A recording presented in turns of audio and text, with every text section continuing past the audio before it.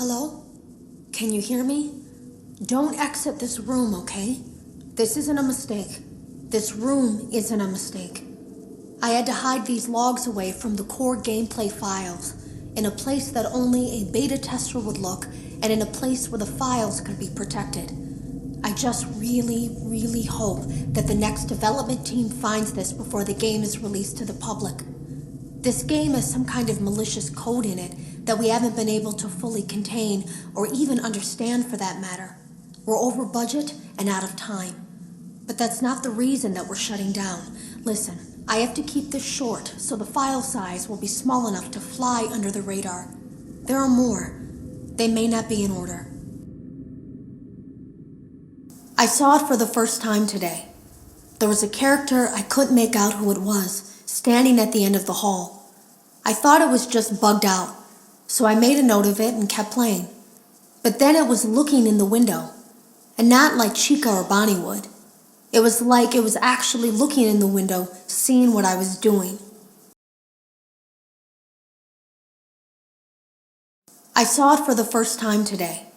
There was a character I couldn't make out who it was, standing at the end of the hall. I thought it was just bugged out, so I made a note of it and kept playing. But then it was looking in the window, and not like Chica or Bonnie would. It was like it was actually looking in the window, seeing what I was doing.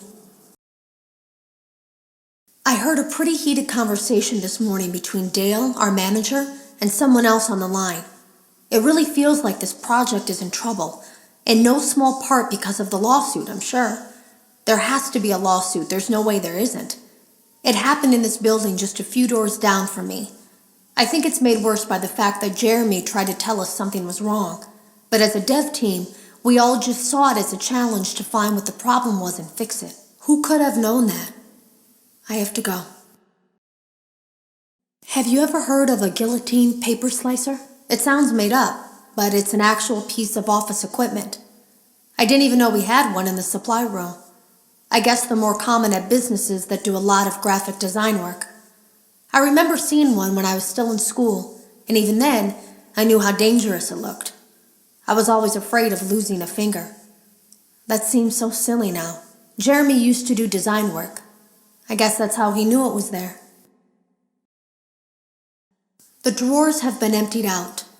Someone was here. I don't think it was spring cleaning either. No, there was plastic on the floor.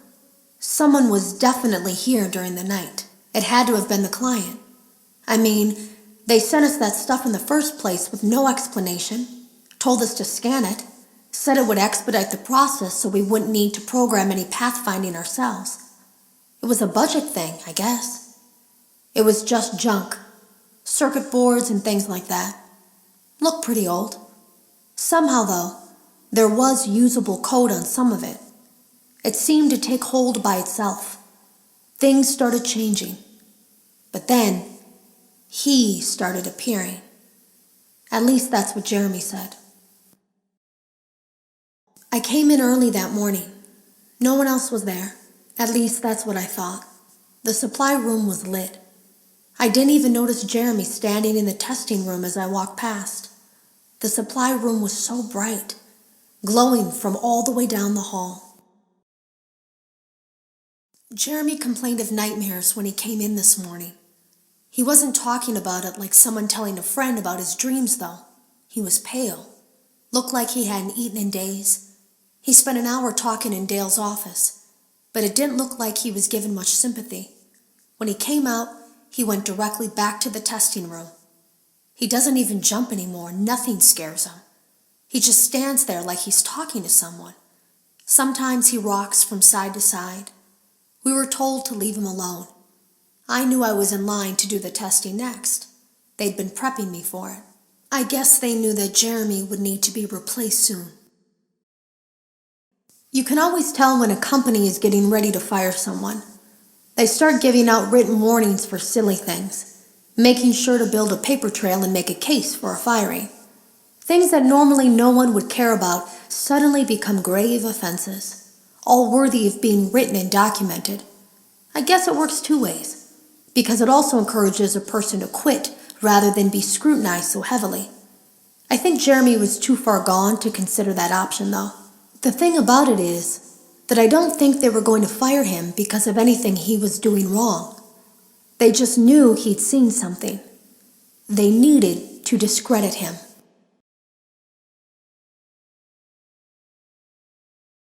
There was something that looked like a Halloween mask laying on the floor. I didn't understand. Ink must have spilled.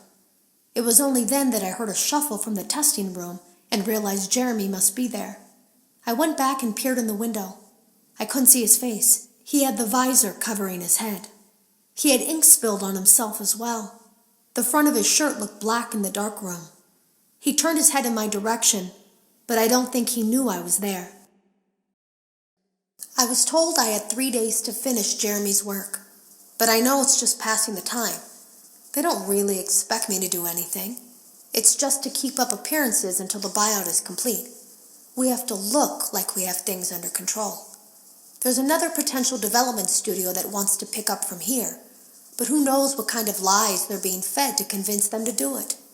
Against my better judgment, I'm going to do my best to see what's here, make notes of it, and try to isolate where this thing is hiding.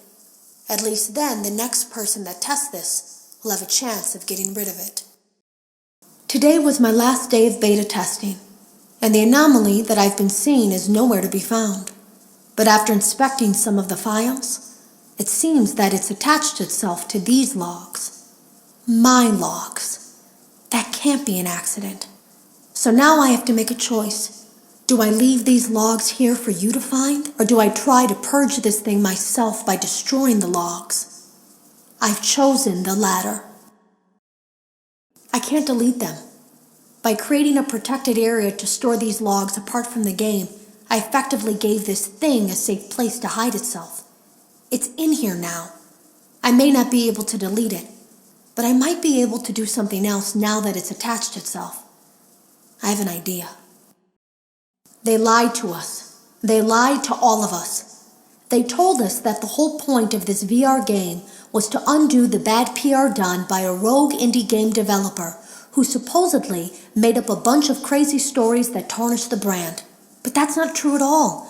In their haste to develop this VR game and clear their name, they sent us some things I don't think they intended us to see, such as a hard drive containing emails between Fazbear Entertainment and a certain indie developer. Fazbear Entertainment hired the game developer. Those indie games were designed to conceal and make light of what happened. This isn't just an attempt to rebrand. It's an elaborate cover-up, a campaign to discredit everything. I ran a fragmentation program on the area of memory that was storing these logs for you. I effectively broke the files into pieces and broke the anomaly along with it. That means that you won't have my warnings to guide you, but hopefully it also means that this anomaly, this virus, or whatever it is, will remain broken and unable to do more damage. Hello. You don't know me. I had created a series of logs for you documenting the troubled development of this VR game that you're now testing, in hopes that you, whoever you are, and whatever team you're with, will abandon development. Now I fear that those logs are being used as a Trojan horse. If you're unable to abandon development, hide all traces of these logs that I've created. I fear that finding them and reassembling them will also reassemble the very thing I've tried so desperately to destroy. There is a way to kill it. It wants to escape through someone plugged into this game. That's you now. You have to let it begin the process of leaving through you. Then use the disconnect switch that I've embedded by the main stage. Let it approach you. Let it begin to merge with you. Play the music and flip the switch. That will cause a hard restart of the game and flush the memory, effectively killing it. I hope. I don't know when it will come for you.